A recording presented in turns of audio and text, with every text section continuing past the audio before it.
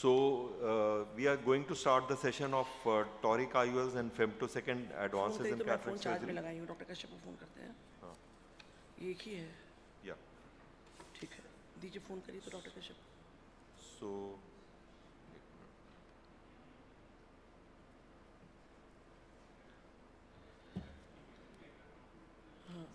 94 hang हो गया.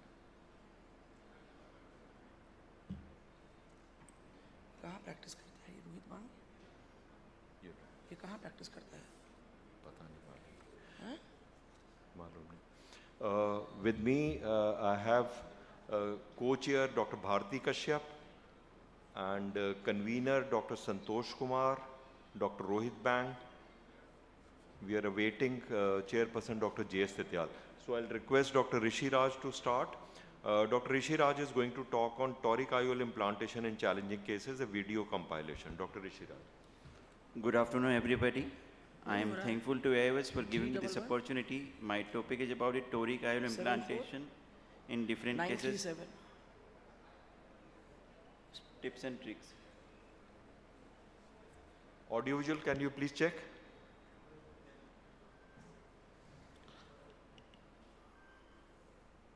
No financial interest in this presentation. So as we all know, a good toric IOL implantation is always a dream because it corrects the हाँ भाई आप कहाँ हैं ठीक है. अरे तो आपका भी प्रेजेंटेशन है यहाँ पे भाई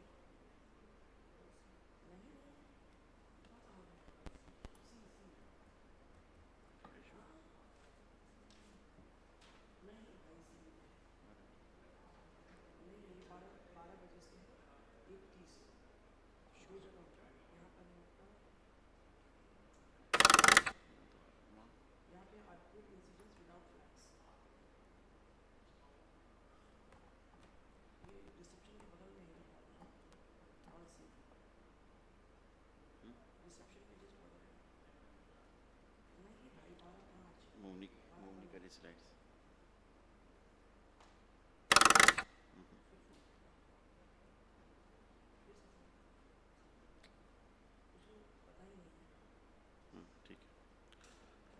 No financial interest. As we all know, a good toric IOL implantation is always a dream because it corrects the corneal astigmatism during the cataract surgery. However, several clinical scenarios present challenges that require careful preoperative assessment, surgical planning, and intraoperative modifications to ensure optimal outcome. Here today I am going to discuss some clinical challenges. Like in case 1, the patient 60-year-old male presented with the left eye 660 NH2 NH3 cataract. On biometry he was myopic, almost 26 mm axial length and 14 diopter IOL we have to implant it. We have to correct 3 diopter cylindrical power. So in high myopia, the challenges comes due to the increased longer axial length which leads to rotational instability and less predictable effective lens position. Increased risk of IOL rotation, so ensure the complete viscoelastic removal, especially behind the IOL, and you can consider longer axial alignment zones and large optical diameter for the IOL implantation. Similarly, there may be chances of risk of retinal pathology in these patients because of the myopia in the form of retinal tears, detachment, and maculopathy. So always look carefully for the posterior segment examination, and if required, macular OCT can be performed, and limited visual prognosis should be explained preoperatively to the patient. Hello? There may be chances of refractive surprise in the long eyes because of the IOL power calculation. So always use advanced formulas in these patients. The patient expectations are higher in the myopic because they are used to near vision without glasses. So always set the realistic expectation in the preoperative room, counseling room, and in neuroadaptation plays an important role in these patients. Because of the increased risk of dysphotopsia, because the larger pupils and longer axial length increases the risk of visual phenomena. So the neuroadaptation and preoperative counseling is very important. Neuroadaptation usually takes 3 to 6 months. So this is very important in these patients of the myopic patient. We achieve a good vision of 6/6 with no refractive error in this patient. Another case, case 2, the patient, 20-year young male patient presented with traumatic cataract, vision was counting finger at 3 meters. So in the traumatic cataract, the IOL power we have to implant 10 diopter, but the cylindrical power that we have to correct was around 5 diopter cylindrical power. So the challenge is the accurate keratometric measurement. and the visual outcome. We have to explain to the patient preoperatively around the limited visual prognosis in the post-operative period. So in these patients or in this type of patient, the considerations, toric IOL only if the central visual axis is clear, and repeat the care ratings with different modalities. So the predictability of the post-operative results improves. Plan for the limited improvement of combined surgery if required. So a post-op, we achieve a vision of 624 in this patient. In the third case, the patient was right eye 636, 51-year-old male patient, arc in both the eyes 25 years back, and after the IOL implantation, we achieve a vision of 6.9. So in the post-refractive cases like the LASIK, PRK or RK, the challenge is due to the altered corneal curvature. They distort the estimated measurement and IOL power calculation. So the consideration is use modern IOL calculator, especially the Barrett TrueCan ACRS calculator that is easily available online and freely available. So it increases the chances of the less accuracy in the post-operative period, and you must be distinguished between the regular and irregular astigmatism.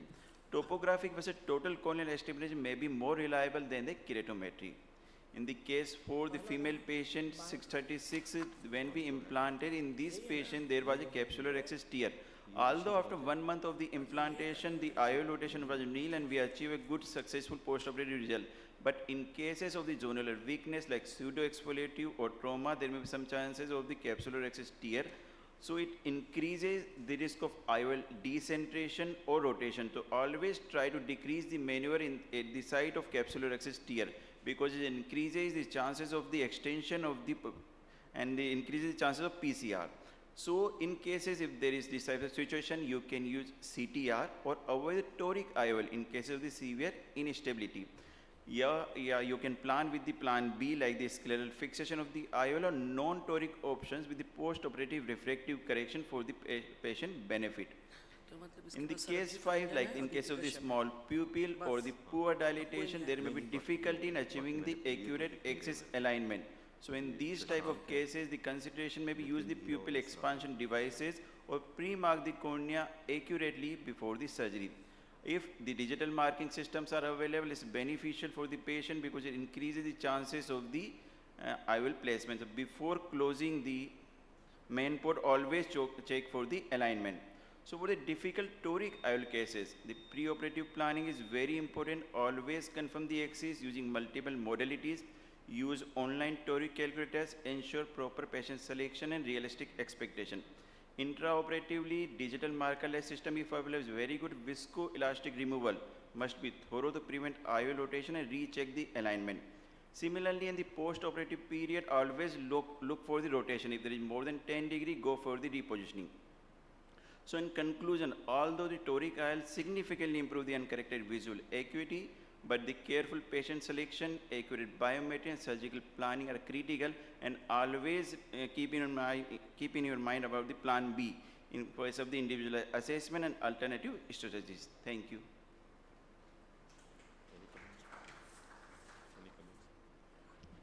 So that was a very good presentation, Dr. Rishiraj. Thank you, sir.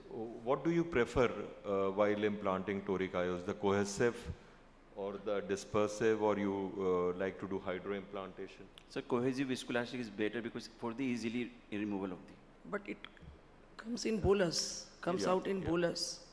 So, Ma'am, in cases of the toric implantation, before in case of the IOL implantation, I usually prefer cohesive, although it comes bolus, but it's, there is no chances of the removal of the, no chance of retained viscoelastic. So it decreases the chances of the IOL rotation. Okay. Similarly, IOP peak in the post-operative period, although hydro implantation is also a nice option in this type of patients.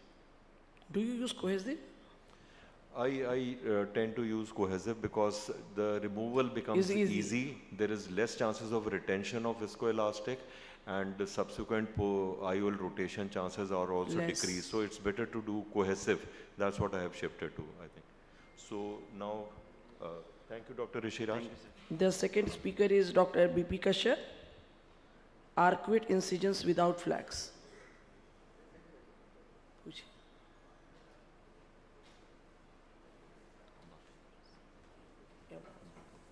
Dr. Rohit Bang is there? Can we invite Professor J.S. Thyal to please join us on the dais, sir? Right. Good afternoon, everybody. Now, we are using toric lenses all the way. If nowadays, if the astigmatism is more than, let's say, 1, I go for toric lenses. But many times, when the toricity is not very high, if the patient, if you're going for a simple monofocal lenses, then there is some amount of residual toric. What do you do? And even if you are going for toric lenses, there's some amount of residual toricity is there. What do you do? Then probably the answer is LRI or arcuate incision. But if the patient cannot afford the flax for arcuate, I have a little bit of innovation on this, that if you have a varion and if you do not want to spend money on flax, you can do an arcuate incision by the help of a dental keratomy knife, arc knife. So that is the idea. It is a very safe surgery, and main indication remains the residual corneal astigmatism at the time of the surgery and the residual astigmatism after the toric lenses. If you go more towards the center, more is the irregular astigmatism created by the arcuate incision. But if you go LRI, it gives you less impact, less effect. The femtoseconds are, since it's done by the laser, it is reproducible. And you never perforate that. The LRIs, they are never all that consistent. Technically, the femtoseconds, they are not LRIs, they are arcuate incision. And it creates the intrastomal ablations.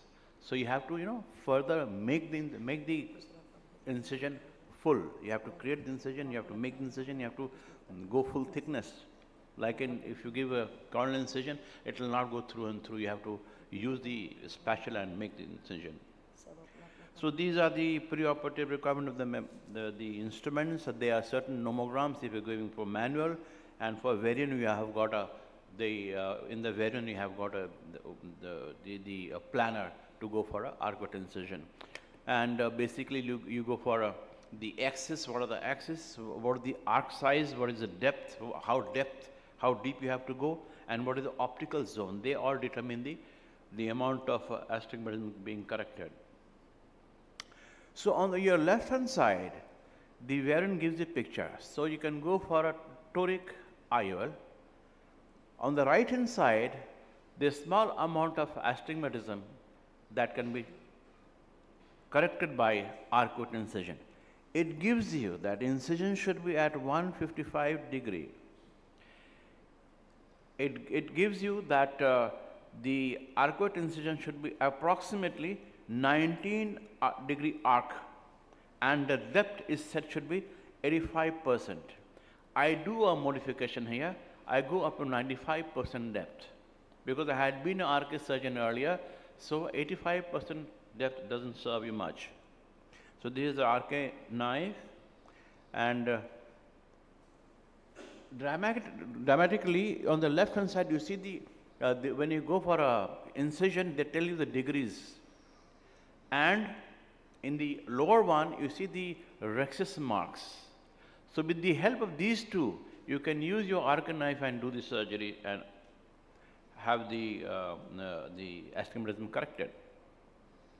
We have done the studies. So let us not go into the detail all the statistics, but it told us in our 113 cases that the arcuate incision manual done is much better, whatever way you see, whether it's a photopic conditions or a mesopic conditions or a 7-day post-op or almost same, but after 7 days, in 90 days and onwards, it is much better. So the image guided system can plan, that is very own, no financial interest. The image guided can execute, but the corneal thickness measurement by the pachymetry or any other machine like OCT cornea, pentacam, and the arcade diamond knife can help you to achieve. This is a small video. So you can see the degrees and it has already told me what is the arc. You see, the flax has made the incision, but you have to complete the incision, you know. You have to go deep, probably multiple times. It was a small, not even the bigger one. You have to really work hard. You go deep, and you have to see to it that you have made the arcuate incision proper in proper depth. So you have to be well experienced, and even if you are experienced, it is not necessary that you complete the arcuate incision properly. So it is one of the reasons that the manual incision is better than all these flax. In manual incision, now first of all we are marking the arc from where to where, from this degree to this degree, and on the other hand, on the other side also, beyond 30 degrees.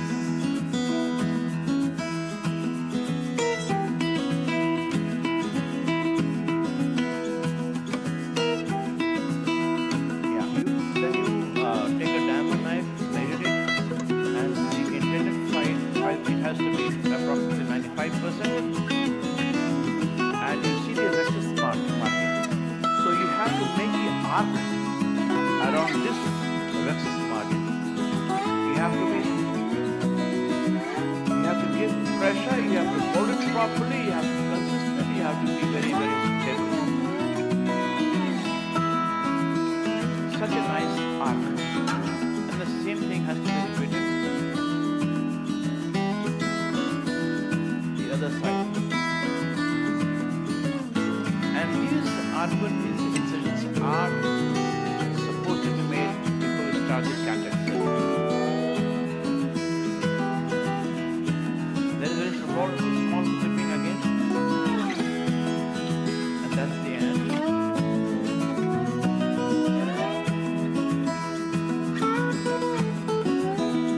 So I am marking the arc from what place to what place.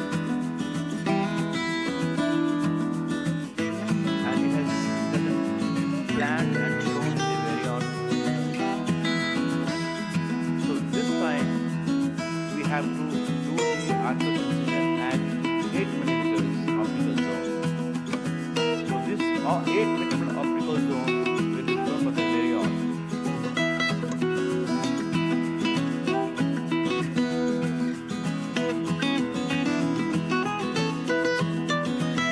Now the stitching starts.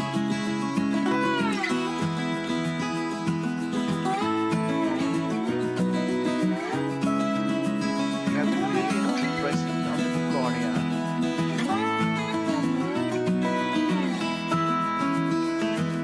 You have to be stable, your hand has to be stable. Can't afford to slip.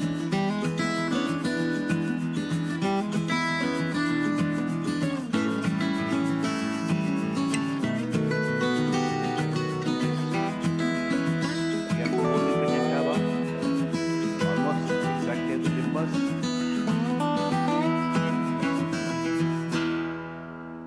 And you complete the incision. Thank you very much. I do not prefer the arcuate incision because, you know, it makes your cornea useless and you cannot do cornea grafting in such cases. But then what can you do?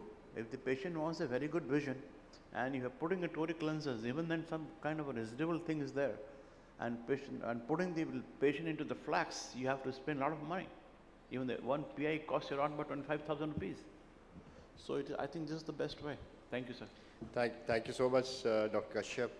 I think in today's time, the toric correction is must. Let it be monofocal plus, EDOF, trifocals. Toric has to be corrected to a minimum possible post-op refraction.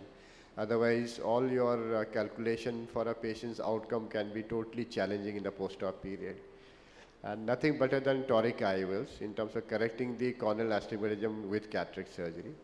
But if you can correct with various other ways, what Dr. Kashyap very nicely depicted, I think we should thank the radial keratotomy surgeries in our time, where we could have these calibrated diamond knives, which can give you the exact depth in microns and achieve the depth and the cut, which is so clean, sharp, like a lasers only. And I'm seeing young people sitting here, they would have not seen these knives. In our time, they were must for our anti-segment refractive surgeons. And that can be used for making arcuate incisions in the cornea and achieve the reduction in the corneal astigmatism. And titration, calibration, nomograms should be known for before you do all these cases. Thank you so much. Let's invite the next speaker. Next speaker is Dr. Mahipal Sachdev, and the topic is comparison of 3 imaging modalities to predict intraoperative PC rupture during posterior polar cataract surgery using femtosecond laser. आपका ही wait कर रहे थे sir. In fact, I remember a long time back when, we just started Toric IOLs. So I had done one comparative study comparing Toric IOLs versus the arcuate keratotomies in less than 1.5 diameter cylinder. And in both types, we could correct the astigmatism in a very nice manner. But as far as the comfort is concerned, yes, Toric IOL is a better comfortable, so one single surgery setup. But where arcuate keratotomy would require, diamond knife, getting the proper protocol, nomograms, and getting the proper access also. But now with the advent of various other devices like lasers, if you have a femtosecond laser device, that can give you a very nice, orientation of a steeper axis, getting a good arcuate incisions, which can be opened on the table, or you can titrate next day also. So and we see have or you arcuate correct also. incisions. Thank you so much. Let's have Dr. Mahipal. Since 2014. So what is, Dr. Tityal sir, what is your threshold for correcting WTR and ATR? Does it differ or you? I think that's a very good question. I think if you have ATR, against the rule astigmatism, then your threshold should be very less. You should correct as much as possible.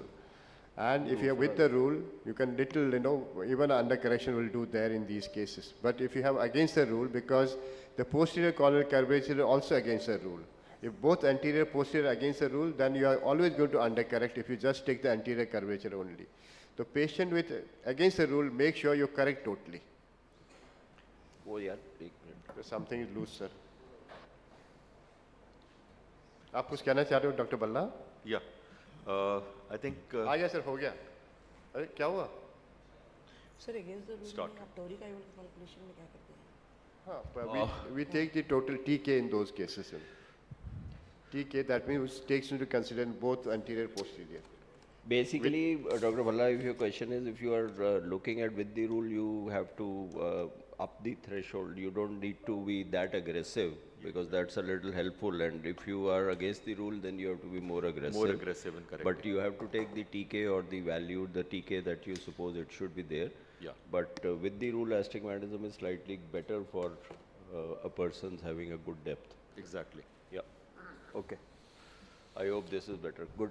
Thank you very much, Dr. Tityal, Dr. Bhatti, Dr. Bhalla. I'll be talking about comparison of 3 imaging modalities to predict intraoperative PC rupture during posterior polar cataract. So, posterior polar cataract is basically a challenge even for all of us, and till quite some time when we were doing earlier the intracap, etc., at that time nobody was looking at what posterior polar cataracts were.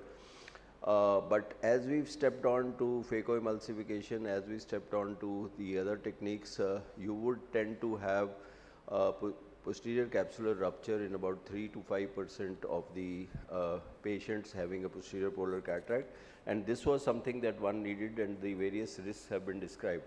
Now, what we are studied in this was to compare the efficacy of 3 modern techniques, which I would wish to highlight because a lot of us have one of them at least or 2 of them. And the third is the femto-based OCT that is there, and to find out what was the most sensitive method for predicting intraoperative PCR. So, this was a prospective comparative interventional study of 66 eyes of 132 patients with PPC undergoing femtolaser assisted cataract surgery. And if you could not see the posterior capsule on the slit lamp, or your clinical examination could not, we just removed that. Detailed clinical history and examination was done. Now, Dr. Titial here has also done work on us, and we today all our cases that have a posterior polar cataract, we prefer to do with a femto laser. Now, if you look at a spectral domain OCT, which all of us may have, or a OCT that you have, you are not utilizing it to actually try the anterior module to see as to how the posterior capsule looks like. And even on the OCT, you can see that this is the kind of an image that you get, where you can get the disruption of the posterior capsule. So this is this has been described as a hanging drop or a teardrop sign that you can see on the OCT, which you can see here on the and you can also see this on the pentacam. So on the pentacam, this has been described as a shrink through imaging. So pentacam, lot of you would be having, OCT, lot of you would be having, but we are not utilizing it to see. Now, the third important thing that you have is the high resolution anterior segment OCT that you have with every femtolaser cataract. Every femtolaser cataract has an integrated OCT that you have, and once you are doing you get an OCT image, and you can see that this is a linear area here which is discontinuous, and this is something which is clear that there is a pre-existing defect. This is there. And if you look at, I'll just show you a photo essay, you can see that if you do a good slit lamp examination, you can see a vertical tear. Can you see that? This is on a slit lamp examination. So do not underestimate the slit lamp examination that you want to see. Now, when you see on the OCT, can you see this defect, which is a linear defect? You can see that there is a hollowness here. And this shows that there is a pre-existing, the yellow arrow, there is a pre-existing defect that is there. So what you have to do is that when you are doing the laser nucleotomy, femtolaser nucleotomy, these three bubbles you have to raise up. So you are leaving behind a femto-safe zone, okay? So there is an epinuclear cushion that you are leaving behind. So this is a nucleotomy, capsulotomy that has been done. And you can see again there is a huge rent which was there. Now, once you have done this and you are seeing an intra-op OCT, again on the intra-op OCT, you can see that there is a clear-cut defect, but there is a pneumodissection that has happened. We haven't done any hydrodelineation, we haven't done any hydrodissection, but we have been able to take out the nucleus very well.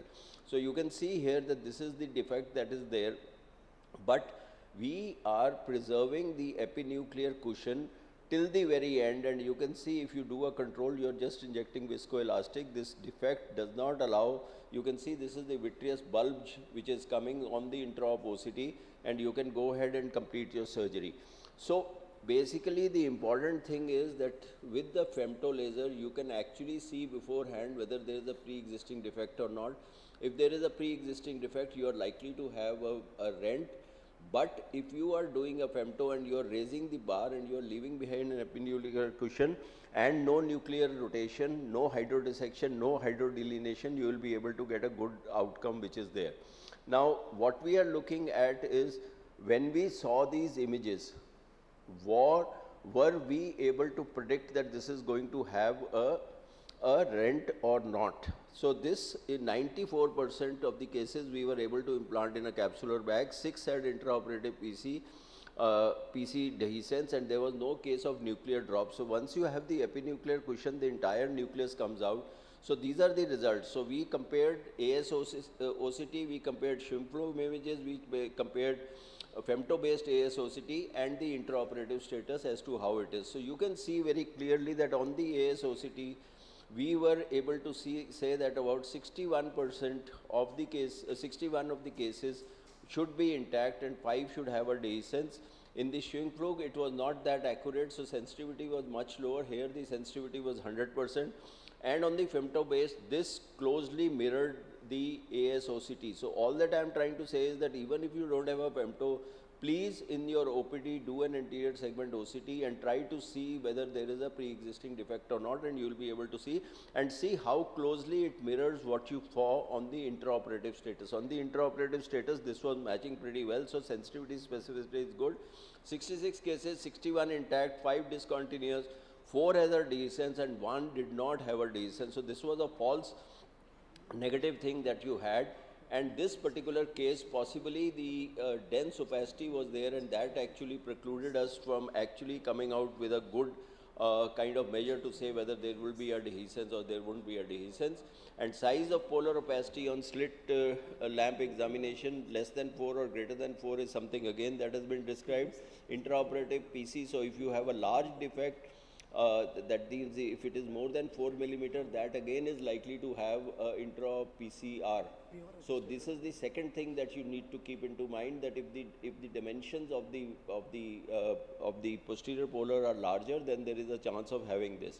So the results would say that the high negative predictive value, 100% for ASOCT if the posterior capsule is noted to be intact.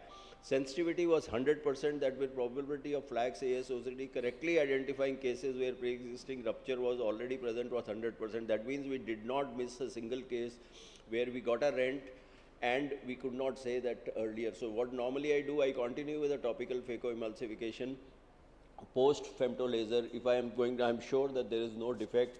If there is one, then I'll prefer to have a block given at that particular moment. So if you have to do 92.42% predictive, positive predictive, and this is the high chance that you have. So to sum up, I would just wish to say that ASOCT, Schwimm-Flug is not that accurate, but an ASOCT or a flax ASOCT are safe and effective screening tools for presence of pre-existing posterior capsular dehiscence, and they help us in obviously planning your surgical procedure well, and you will avoid on-the-table surprises. And this has been reported by several workers. Dr. Titial has also a few publications on this. We published it about 10 years ago, but the comparison we have just done and said that the ASOCT is again a good tool for you to make up the whole thing.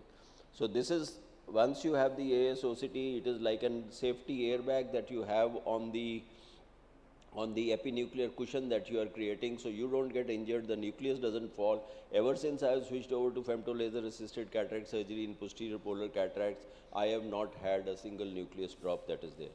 So thank you very much for your kind attention. Thank you.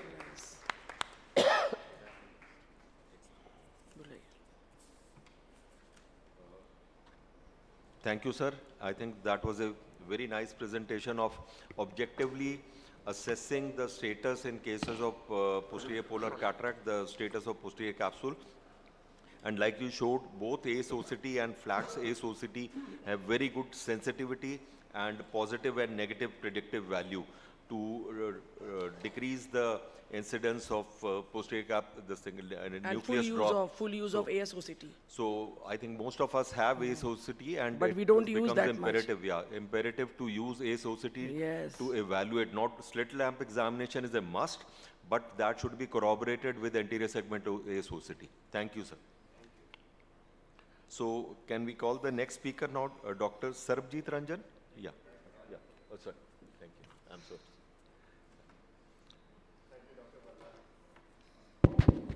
Thank you, Dr. Valla. And Dr. Mahipal did show a very nice way to look into what you are going to see and what you are going to do it on the table also. I'm going to talk about the newer ways to do our capsulotomies. And we all understand we have graduated from a simple manual capsulotomy during the time of ECC IOL to a CCC, which was a mandatory for a phacoemulsification. Now again, lasers giving us a capsulotomy. So it is capsulotomy to capsulotomy. It's a full circle. But there are two ways to do a good capsulotomy, two lasers.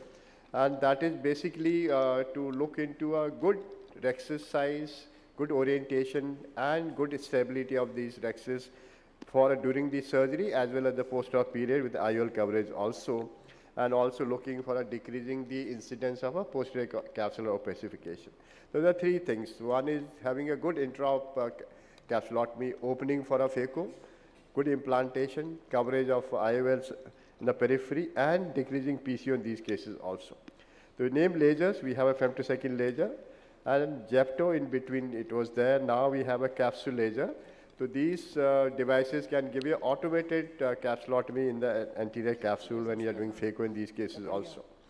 This was one initial publication from our side where we compared femtosecond laser capsulotomy versus the manual capsule rhexis in our intumescent white cataracts. And we could realize in terms of sizing and circularity index-wise, the femtosecond laser was much better than the manual capsular access. But the micro additions and possibility of tear extension was more in the femtosecond laser devices also. This new capsule laser device, which is a selective laser capsulotomy, is basically done after staining the anterior capsule deeply with trypan blue dye, and it absorbs the 590 nanometer laser energy, which gives you a photocoagulation of the capsule and opens the capsule in a very rapid manner where type 4 collagen gets into amorphous collagen material. So this is sort of a shrinkage of a capsule happening, and it is very, very fast procedure. So this study we looked into to look into morphological feature of these capsulotomy opening in both femtosecond laser and the capsule laser devices also. It was done when I was in the RP center last year, 40 eyes divided into 2 groups, 20 cases each. Primarily, we looked into the size of capsulotomy achieved by these 2 devices. Secondarily, the coverage, centration, continuity, and the residual micro addition. In the post-op period, we looked for a day 1 and a day 30 in these cases also. The mean age was, as usual, 65 years plus minus 8. So there were 2 main intraoperative outcomes. One was how much was the micro addition seen in these cases.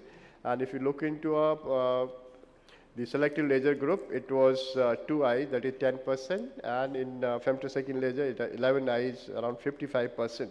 So if you see this particular small surgical beto, this is the capsule laser being applied after staining the anterior capsule with trypan blue dye. After having a good centration and the fixation, you can see how fast it was. It is less than 0.6 seconds. While the femtosecond laser, when you actually titrate, this is a white cat, you can see how much of sudden gust of the intracapsular fluid comes out, and it can cause micro addition sometimes also. So this is what results we saw. If you do a capsule laser, there's a definite shrinkage happening. The fluid leakage happens subsequently. Therefore, no blockage of a laser onto the surface of the capsule in these cases, which is not there in the femtosecond laser devices. The second was to see how much the size achieved by this capsule laser device. We initiated 5 millimeter target of capsulotomy, and in the post-op period, you can see this is immediate on the table. The size of IOL is 6 millimeter optic wise, and this is the cut of capsulotomy, which was 4.48 millimeter.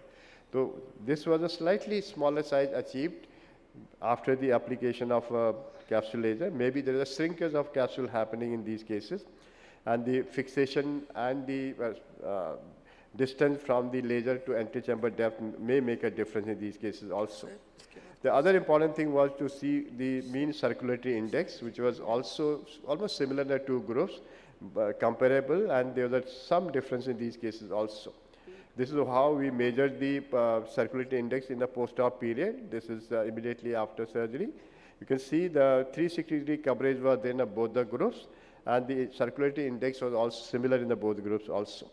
These are a few important parameters where you looked into 2 groups. This is the selective laser capsulotomy. This is the femtosecond laser.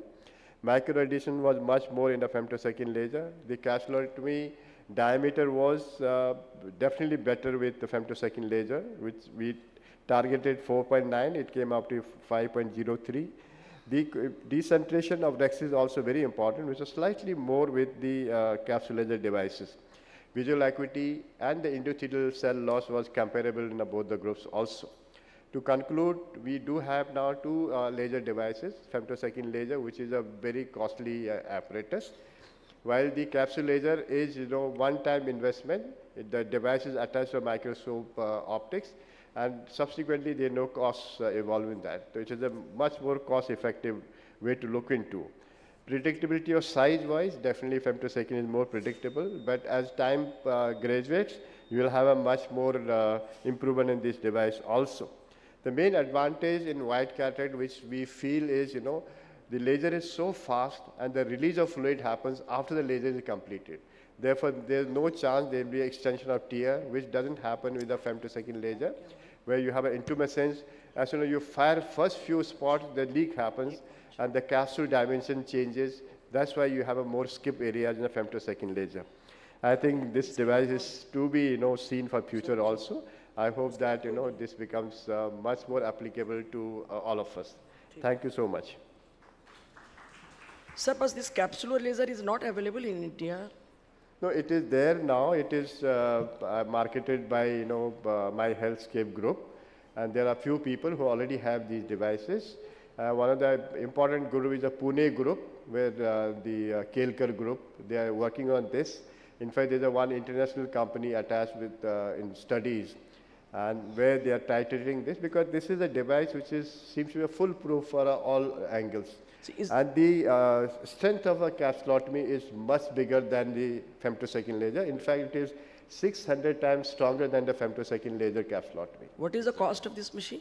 I'm not sure because I have no finance, but it is a one-time investment, and subsequently you have no investment required. But sir, there is one Indian doctor, he's a very big innovator, Dr. Kakadia.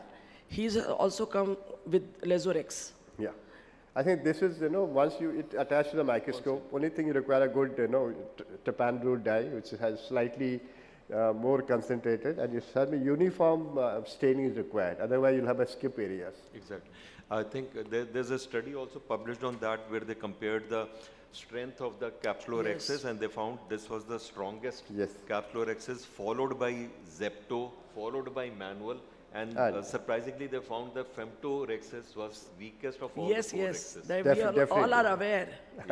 And secondly, sir, I think you said your slide showed that there was about 0.3 to 0.4 millimeter shrinkage of the intended size.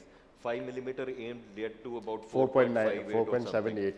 Because this was our initial 20 cases. Okay. Now, after doing around 100 cases, we know how to achieve the good size of X. Keep slightly bigger. It depends on how effectively you focus the, your device onto the anterior capsule. If you focus little anterior, you'll have a smaller size. If you focus little posterior, you have a nice size. So it depends how you focus your image, the Y-shape image comes in these devices. Okay. So we learn by our experience in this. Right. Because it's a manual adjustment rather than femtosecond, which is totally automated the focusing. Right. Thank you, sir. Thank you so much. So our next speaker is Sarjeet Ranjan, Dr. Sarjeet Ranjan. So his topic is buying flax worth the cost?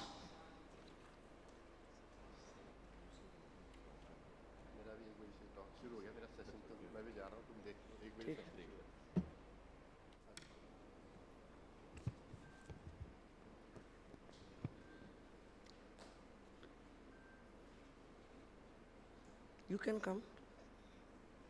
I invite you.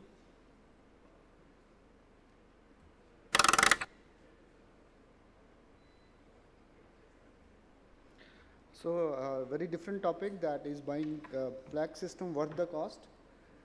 So, we bought this system 4 years back, and I have got so many calls after that kaise chal raha hai, theek hai, hum bhi le lein. Because when I have buy it, I have called so many surgeons ke sir kaise le lena chahiye, nahi lena chahiye. So, to make up this, I have made a presentation. And so, first of all, the 15 years since its introduction, flax is still struggling to fall with the cost effectiveness of the reliable and conventional phaco-emulsification cataract surgery. But implantations of premium IOLs require no less than an optimal technique, and in this context, predictability and accuracy are of paramount relevance. Expectations and deliverance, like most human activities, are turning wheels in the evolution of cataract surgery. So with this regard, femtosecond laser cataract surgery emerged as technique liable to offer higher standard in terms of safety and efficacy. So these were the discouraging factors that why the surgeon was not taking this system. There was a panel discussion on flax versus PC versus phaco in European Congress, and in this summary, the conclusion was the flax has no additional benefits than PCS. Increase in surgical time of 9 to 12 minutes per case, higher incidence of CME, intraoperative pupillary miosis due to PG's prostaglandin release, and additional higher expenditure to the patients, higher cost of the machine, and PI cost per eye to the surgeon were the main discouraging factors in flax. So this is, we are doing this, we don't have any financial interest. So this is the flax we are doing in our OT. So basically it's a NDI glass near infrared laser at a wavelength of 1053 nanometer, which generates ultra short laser pulses. These ultra short pulses can apply a highly localized delivery of laser energy, as you are already seeing it, within transparent tissue through mechanism called dielectric breakdown. The photo energy generates ionized tissue to producing plasma with a temperature between 100 degrees centigrade and a process known as photodisruption. So this was the surgery that, this was the whole surgery. This photodisruption create capitation bubble which can rupture tissue without significant collateral damage in the specific depth within the cornea or the lens, thus creating multiple cutting. So in flax, so this is, we already discussed, this is just the, this is the how does the corneal incisions in the laser surgery, capsulotomy and breaking the cataract.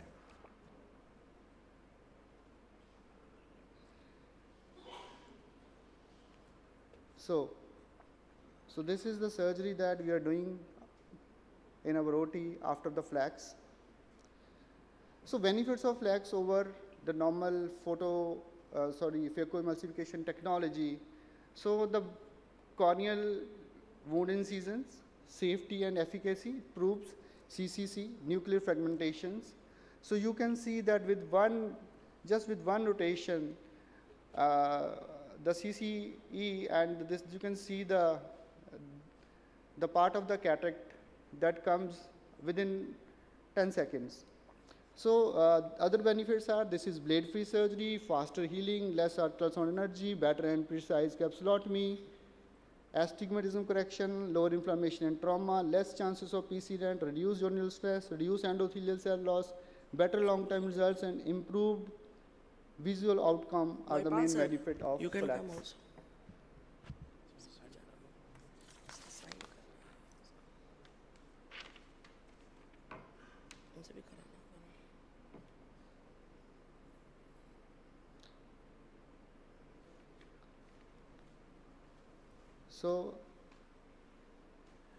So other advantage of flax: compromised cornea, hypermature cataract, white cataract, posterior polar cataract, subluxated crystalline lens, prior radial keratotomy, anterior lenticonus, pediatric cataract, astigmatism in cataract, pre-existing capsular tear, and shallow anterior chambers. These are the other advantages of the flax. So Dr. Mahipal came late. So sir, my presentation topic is, is buying flax system worth the cost? So whenever I have to buy any machine, my first call go to Dr. Mahipal Sachdev sir. Sir ये ले ले. तो silk के लिए भी सबसे पहले call इनको ही गई थी. और thank you so much sir for always so encouraging and guiding us. So this is a beautiful system, the flax. I have the machine from the Lensar, although I have no financial interest. You can see this was the grade 3 cataract, but the cataract is out within seconds. So just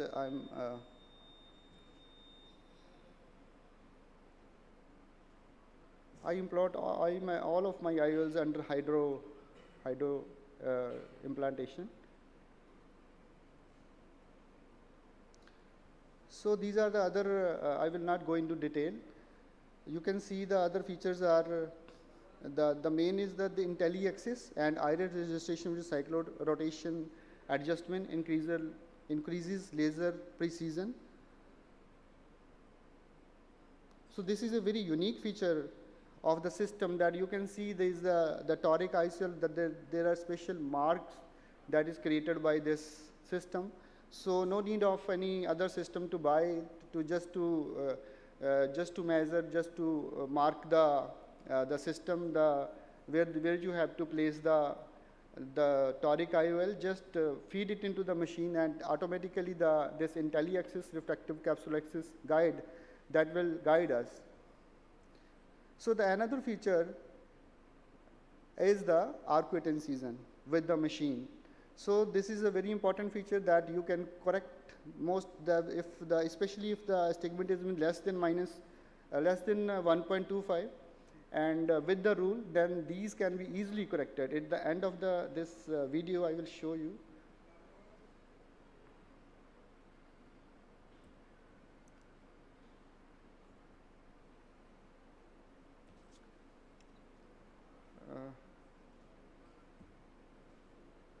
So I think that video is not. Can we show the end of this video, please? So we have just to, yes, we have just to end of the, yes. Yeah. So we have just to open this arcuate.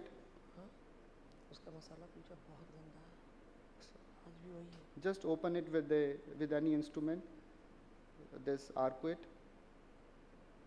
Yes.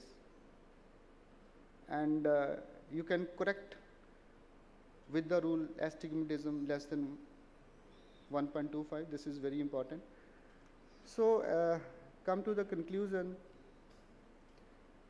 cyclorotation that I already have.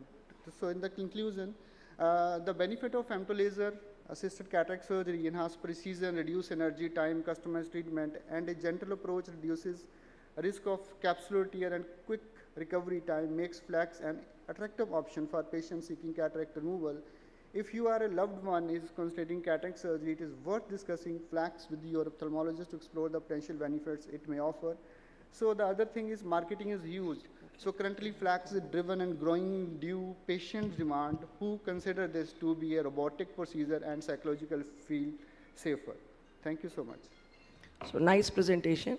So Femto does help in PPC and in a very hard cataract to operate and achieve complete the surgery in comparatively lesser CDE values. And nowadays we have common platforms where you don't have to buy the machine. Just go and operate, and especially in metropolitan cities. Thank you. To be very frank, hello? Yeah. To be very frank, if any equipment or instrument that comes to India, should you purchase it or not? Just look at Dr. Mahipal Sachdeva. If he purchases it, means it is going to stay in India. When the flax came, they were talking about the frag pattern of the hard nucleus and the fast management of the nucleus. They never talked about Rexis, but ultimately it bogged down to Rexis. And since they talked about only Rexis, then the Zapto came, and now Lasrex has come. So, but then what I feel that if there is a case of a posterior capsular cataract Polar and a subluxated cataract, this is very, very useful.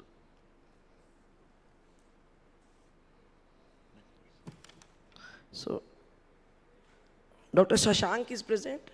So the next speaker is Dr. Shashank. His topic is the role of femtolaser assisted cataract surgery in diabetic patients and its effect on macular edema and diabetic retinopathy. Dr. Sarabjit. Sign karna hai. All the speakers please come here and sign. Dr. Ravi Raj, you have signed? Please sign. Good afternoon. Excuse me, Dr. Rishi Raj, Dr. Sarbjeet, Dr. Shashank Kumar, please come and sign. Yeah.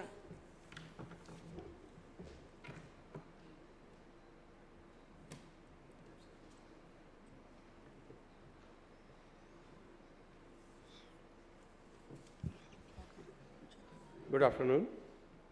My topic is FLACS versus FECO in patient with diabetes. Femtosecond laser used in ophthalmology since 2001, first in refractive, that is LASIK, and now in refractive cataract surgery.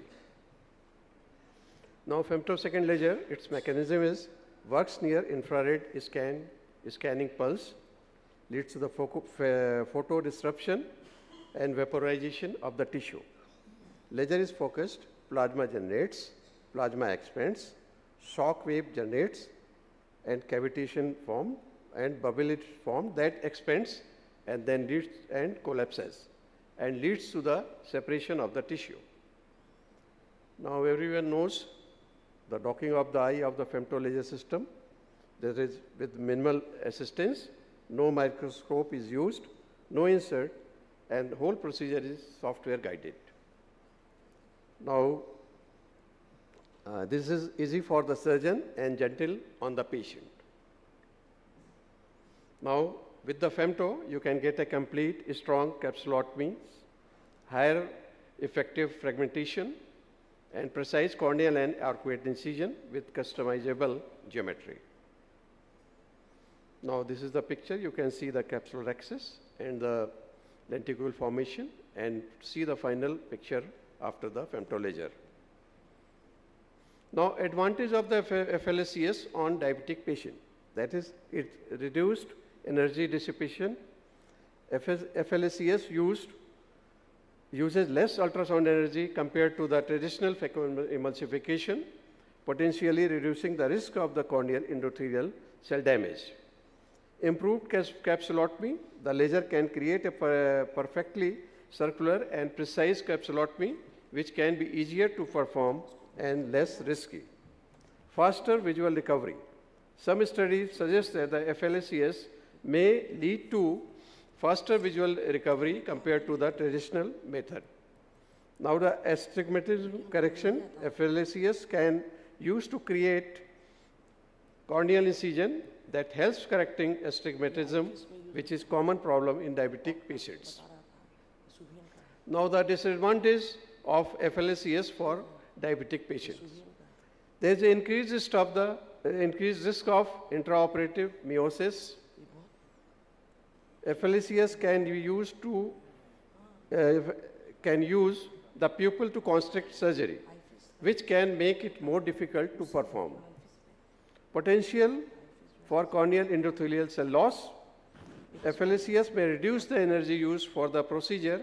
It still requires suction and can increase intraocular pressure, which can lead to the endothelial cell loss. Now, the potential for the inflammatory response. Some studies have suggested that FLACS might be associated with a stronger inflammatory response in the diabetic patients, which could increase the risk of the macular edema.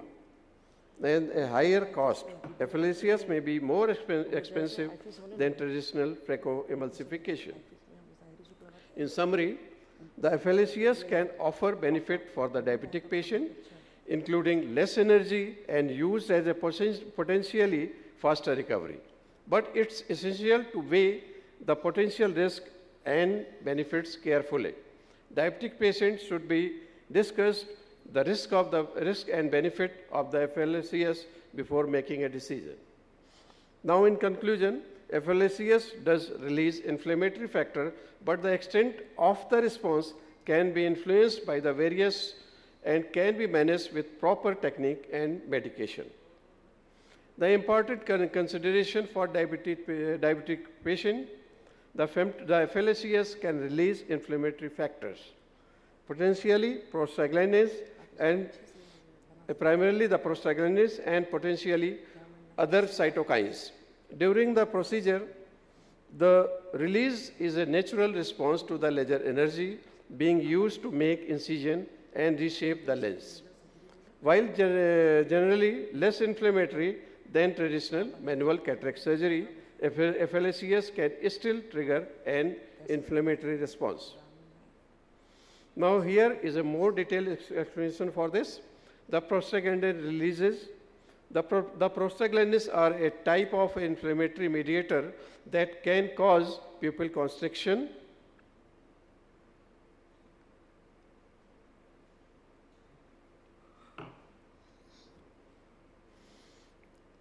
and a common side effect of FLACS called femtolaser-induced meiosis. Studies have shown increased level of the prostaglandins in the aqueous humor after femtolaser treatment, especially capsular access. The other inflammatory factors beside prostaglandins, other inflammatory factors like IL-6, a cytokine, have also been detected in the aqueous humor after FLACS. Now the factor influences inflammation. The amount of the inflammation can vary depending on the factor like the energy level used by the laser, the type of interface used, that is the contact lens versus fluid filled, and whether or not the patient is pre-medicated with NSAIDs and inflammatory drugs. Besides of reduced inflammation, while FLACS can induce inflammation, it's generally less than traditional manual surgery, and the use of the lower energy laser pulse can help minimize the response. This can lead to the less overall inflammation and potential like a faster recovery. Now the FLACS generally results in a less inflammation than conventional phacoemulsification. FLACS reduces the amount of the ultrasound energy needed and can lead to a smaller inflammatory response in the anterior chamber. While both procedures have similar visual and refractive outcome, the FLACS can also decrease the corneal endothelial cell loss and potentially reduces the release of the inflammatory factors, according to the study published in Biomedical Center. Now VEGF and inflammation. The VEGF levels can be elevated in tear after femtosecond laser cataract surgery. Studies have shown that VEGF level in tear may increase significantly in the initial day, that is a post-surgery, peaking around day 1st to 2 Please wind and up. then gradually decreases. This Please wind releases up. the VEGF in just 1 minute, ma'am. Is likely due to the surgical procedure itself, which involves some level of the tissue resorption and inflammation.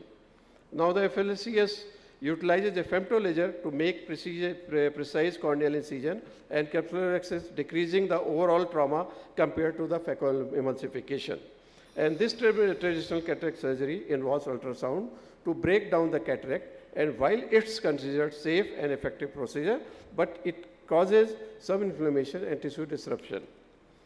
Now the conclusion, while both FLACS and phacoemulsification can effective cataract surgery technique, the evidence suggests that phacoemulsification may be associated with a greater release of VEGF in the tear film, potentially indicating higher level of the inflammation and tissue disruption as compared to the FLACS.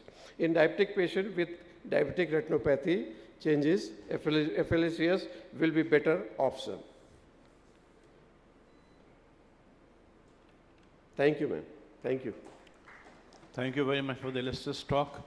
Let me tell you one thing, that one of the main contraindication of a flax surgery is non-dilating people.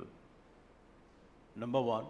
And number two, if you have a lot of cases lined up for you, you can't go ahead and do, femto part of it and do the phacoemulsification, because by the time the second or third patient comes, the people is so constricted that you will get a nightmare. It will be very difficult for you to conduct the surgery.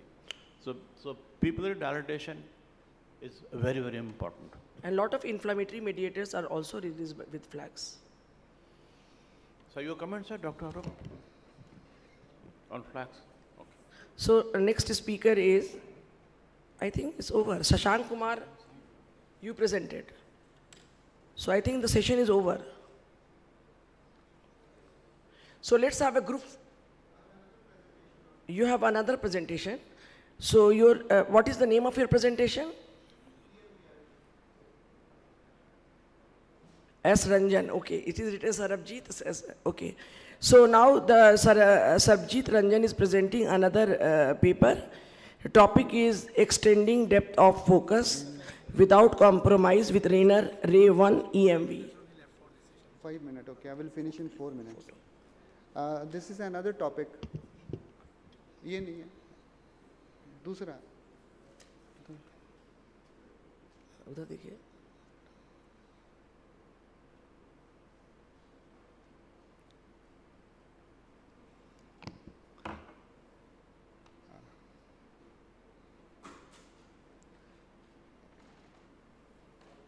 think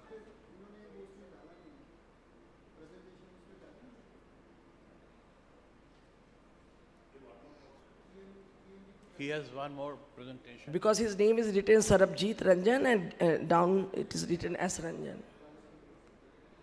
So you have an IC here. What is the time?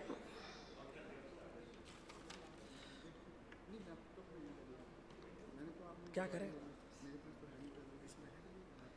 Dr. Sarabjit, you have to finish fast because the next session is going to start.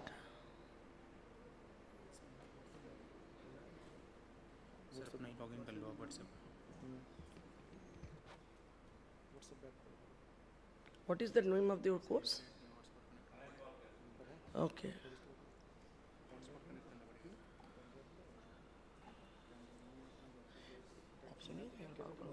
टीके तो लेता ही नहीं है ये जो posterior stick कहते हैं against the rule with the rule हाँ against the rule with the rule कुछ दिखता ही नहीं है सुमित पहले अपना पैसा बनाने में रहता है देखना बहुत जरूरी है against the rule है तो थोड़ा सा ज़्यादा aggressively बहुत ज़्यादा फर्क नहीं पड़ता है नहीं हम लोगों का कितना देखे हैं कितना आता है रिफ्रैक्टिव पोस्ट ऑप पे कुछ नहीं आता है देखना चाहिए he should know किसी को भी ड्राई आई का ट्रीटमेंट नहीं देता है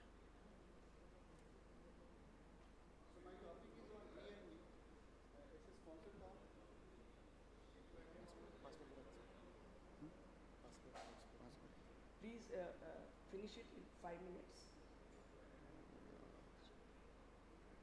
सुन तो लिया मैं तो क्या आपने प्रेजेंटेशन डाल दी होगी इसलिए मैंने नहीं कहा कैसा बैठाया अगर आप रहते मेरे जगह पे तो आपको करेज नहीं होता हम बहुत करेजियस हैं बट नहीं करेजियस चलो ये एस राजन हम एस राजन 1 खत्म है अच्छा 1 आपको लगता है ना इतना रद्दी से प्रेजेंट किए हैं आप फेमटो तो छोड़िए नॉर्मल सर्जरी अभी दे मेरा दीजिए हम सब बनाइए पेपर इतना खराब देखिए और मेरा प्रेजेंटेशन को जो लिए थे वो भी ठीक से नहीं दिए थे पुराना वाला दे दिया ठीक है हम दे देंगे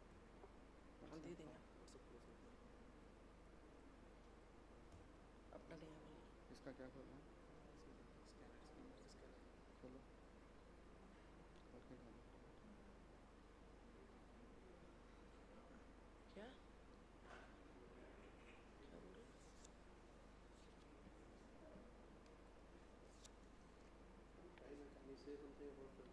Yeah. Yes, sir. You want to comment something about Femto, please? हम अभी जा रहे हैं बाहर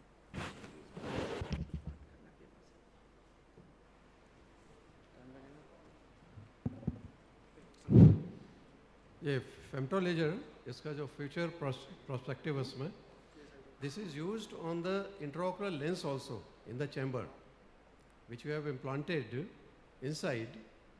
With femto laser you can customize its power also. इस पर research चल रहा है and if there is some toric power you can customize the lens power inside the anterior chamber. So and other is an opaque lens.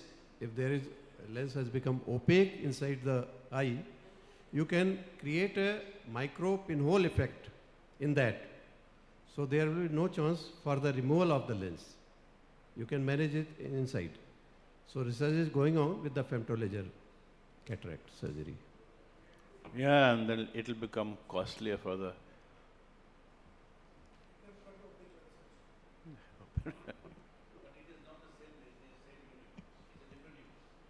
Okay. So you have to have a separate machine for that. Okay.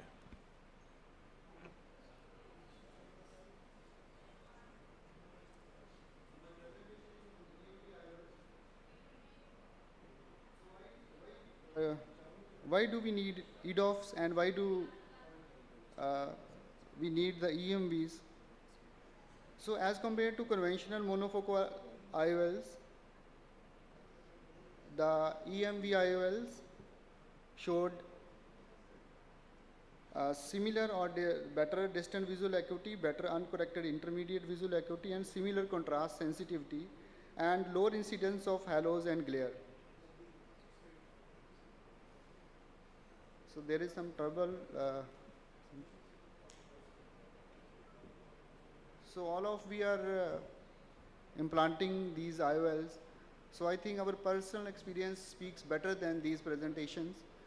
So these are the Rayner EMV IOLs, and I have implanted more than 500 these IOLs. So these are wonderful IOLs. The presentation shows the importance of these IOLs, so I will not go into the details. I will discuss only the few important features of this presentation. So we have different experience with the different IOLs, but my experience with these IOLs are wonderful. So I will try to finish in 3 minutes. So that's why we need these IOLs, because of the aging of the population, driving, computer use, grocery shopping, everywhere we need near vision. But we don't want glares, halos, and we are driving in the night and a lot of other things that we are doing. So this is the person, the great person, the Mr. Rayner, who has manufactured these IOLs, and EMV launched in 2021. So this is the Ray1 EMV. So this is the experience of the great surgeon Graham D. Barrett. So for many years I have worked on optimizing a lens for monovision. Given that into account, for nearly 30% of all surgeries, I collaborate with Rayner. So that is how they collaborate with this company and sharing his experiences. So the main feature of this is the spherical aberrations. When induced only in the central part of the pupil, it increases the depth of focus to overcome presbyopia without leading to poor night vision. So extended depth vision, progressivity, continuity, negligence, halos and glare, and quality of vision. These are the main feature, and the concept is spherical aberrations when induced on the central part of the pupil, it increases the depth of focus. So these are the design. We will not go into detail, and these are the features that how it works. The depth of the focus, how it increases, because with the principle is same that we have discussed, that it increases the spherical aberration only in the central part of the pupil. So these are the various the features of the lens, that how the depth of focus increase, and how this lens works for the perfect intermediate vision. So this is the depth of field in the Rayner lenses. So compared to a lens with zero spherical aberrations, EMV utilizes carefully controlled positive spherical aberration to spread light along the visual axis, elongating the focal range from far to intermediate. So these are the depth of the, this is how this increases the depth of a positive spherical aberration. This is the depth that we are getting in this monofocal quality distant vision and the other features. So these are the other features, like it enhances the monovision also. So this is the vision chart. I will not go into detail. Every one of us has the personal experience with the different EMV lenses, and I have a wonderful experience with this lens after implanting more than 500 lenses. So this is the comparative study between the other lenses of the same technology or the same, you can see the differences because the design is perfect in this lens. So you can see the emotropia study with the other lenses. The yellow bar, you can see that you can compare that the higher level of spectacle impedance independence for the near is better in the Ray1 EMV. So this is another study that there is no glare, no halos, only few patient-reported halos, and photopic phenomena is very less in these lenses. So this is the study. You can see the toric marks are clearly visible. It's visible near the optics. Sometimes in the few lenses these marks are not so visible, but even in the mid-dilated pupil these marks are easily, you can see these lenses. So this is another study that has been published. The average offset of only 0.08 mm offset of 3 to 6 months after surgery, and 1.83 degree mean IOL rotation. So this is another good feature. So this is a vacuole-free material. Thank you, Dr. Free IOL. So last slide is, so Rayner, it offers superior intermediate vision, offer more than 1.5 diopter of extended range of vision, more forgiving for missed target refraction, complement the eye's natural level of spherical aberration, reduce pupil dependency, reduce sensitivity to descent and tilt, fully preloaded. Thank you so much. And sorry for the delay in opening the presentation. Thank you so much. Let me hand over the mic to Dr. Arup Chakravarti, the chairman of the next session. Let's have a good photograph of all the speakers and the panelists of the last session.